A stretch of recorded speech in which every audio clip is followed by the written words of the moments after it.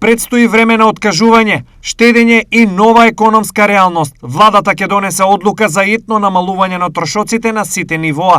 Владата ќе излезе не со препорака, туку со одлука за штедење во економска криза.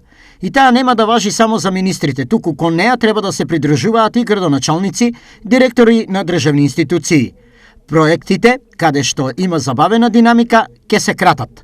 Рече министерот за финансии Фатмир Бесими. Економската криза во која веќе извесен период сме зачекорени се однесува и на градоначалниците, па од тука и прашањето како тие ќе ги намалат трошоците во работењето. Репрезентацијата, нели, како трошок ќе биде сведена на ниво кое е неопходно за да може да обстипи некои средби или протоколарни активности.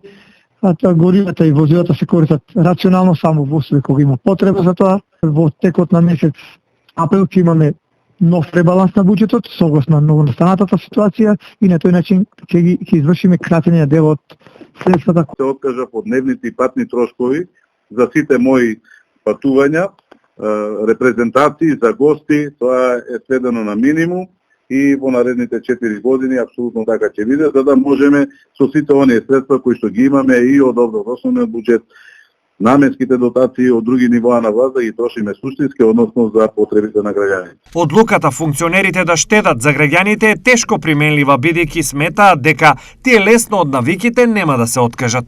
Категорично не. Кој дојде на власт, сите сакат да земат пари. Користење на возила, дневници, тоа треба се да се укине. Какви дневници? Само автобуска карта. Пратениците, апанажа, тоа треба се да се укине. Функционерите, они се терат како било едно време, се трошат, одат, возат се, плата се качуваат, дневници. Па не штедат, како штедење. Колку штедењето ќе биде ефикасно во напорите и граѓаните економијата да останат на нозе е неизвестно, но во контекст сето ова невреме полесно да се преживее. Владата предвидува ново задолжување од 600 милиони евра.